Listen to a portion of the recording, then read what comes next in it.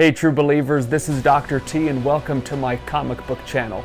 Today we're going to take a look at the last two significant comic book purchases I made for 2021, and we're also going to take a look at the first two CGC books that I ever purchased way back in 2010.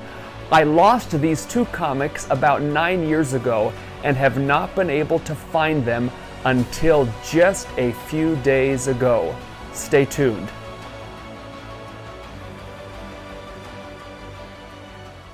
So I was with my wife and our 4 children in San Diego for Christmas.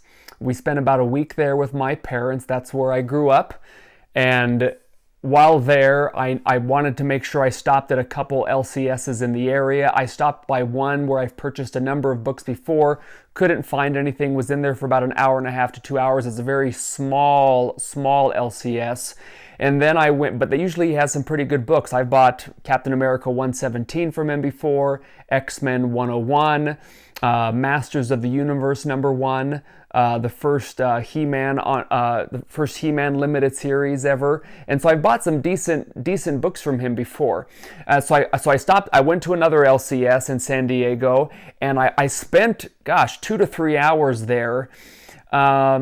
Initially, it felt like I was kind of an inconvenience to them. I wanted to take a look at a number of their books. They labeled the books near mint plus on all the books that I wanted to take a look. I wanted to see. None of the books I found out after asking that they don't label any of their books near mint. So I wanted to make sure I was looking at all their near mint plus, or not, or at least the near mint plus books that I was interested in. And so I had the person helping me there take a bunch of books off of the wall in a couple glass cabinets that they had, and I assured her that I wasn't wasting her time, because sometimes they might think somebody is just wasting their time. They're really not going to end up purchasing anything, and that's not me. I don't want to waste these people's time. And so what I ended up walking away with after looking at I probably looked at 20, 30 books. The first, and I had a stack of no's, and then after we went through some books, I said, no, I'm not interested in those, and they went into a pile. And then there was the very maybe pile. And so after having a stack about 4 or 5 books in this very maybe pile, I walked away with 2 books, and this is Thor #7. Thor #8. This is when it is revealed that the new Thor is Jane Foster. So this is a near mint 9.8 candidate. I'm planning on signing this into the CGC at some point here in 2022. It has some a little concern here in the bottom corner, but I do think this is a strong near mint candidate. And books 9.8s of this issue have been going for around $200. So I thought, why not? I didn't pay, it wasn't a super great price, but I felt okay with it. I still feel okay with it. They were selling it for $50, and that's what I picked it up for. So I was happy with this pickup. And then the other one, I haven't decided if this is going to be a PC book or something I'm going to sell. But as a collector of Wolverine books, I don't know how I don't keep this thing in my PC. This book as is, this banana variant cover, this book as is a near mint plus.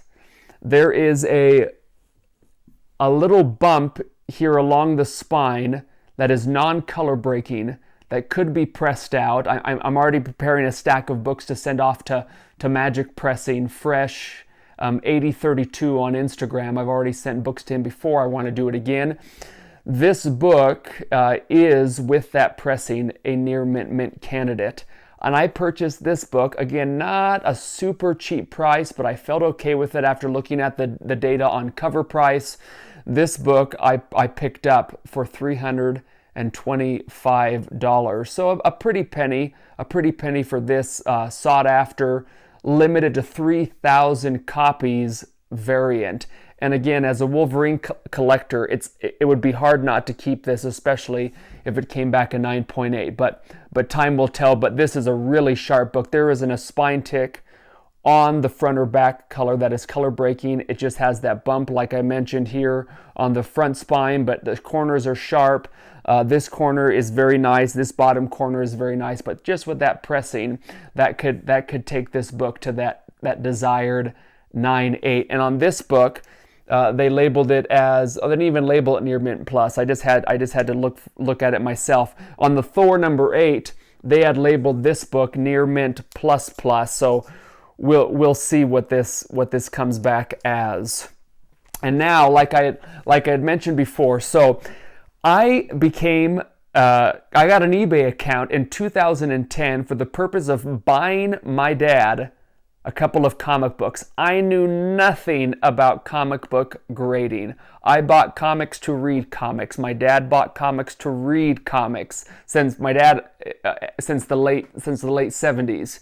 And that was it. I don't know anything about condition of books, especially grading companies. Knowing that CGC came out in 2000, okay, they were formed then. They'd been around for 10 years by the time I became aware of what grading was, or what CGC was. I remember messaging an eBay seller asking them about comic book grading. What is that number in the top corner of that book? What does that mean? And I remember one seller, I was looking specifically for Wolverine #1 from the limited series from 1982.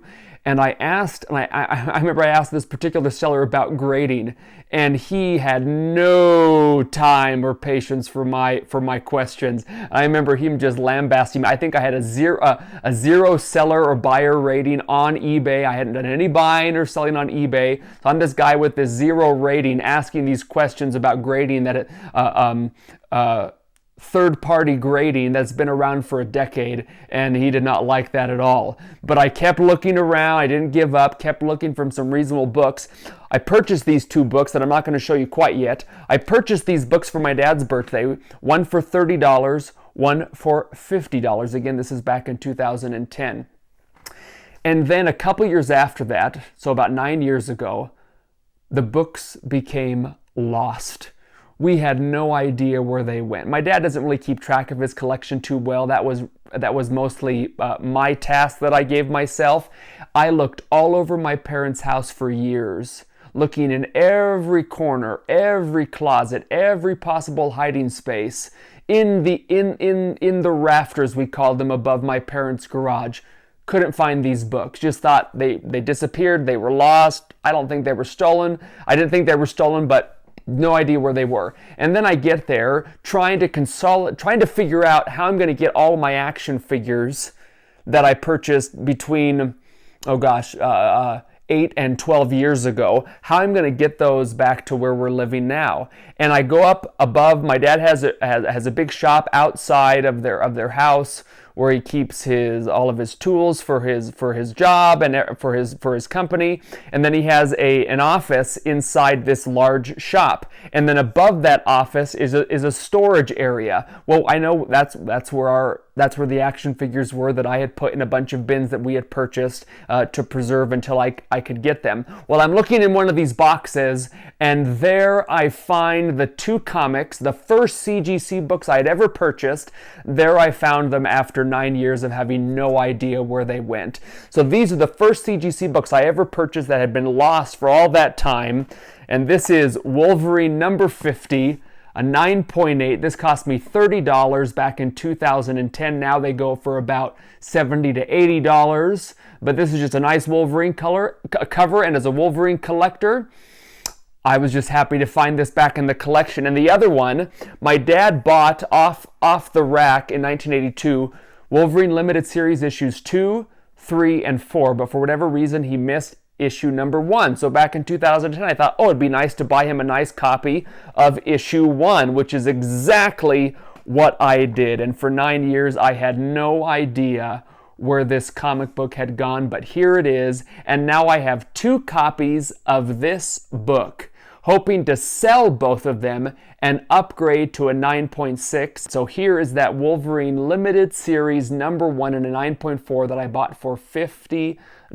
This book is currently going for around, I believe, $250 right now. But I have 2 of these copies, and so the first CGC books I ever bought over a decade ago, and it's just so nice to have them back into the collection, back here with me.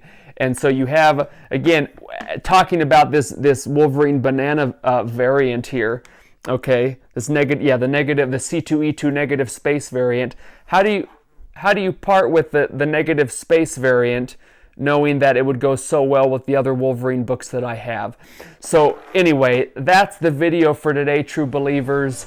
And as always, remember, comics for life.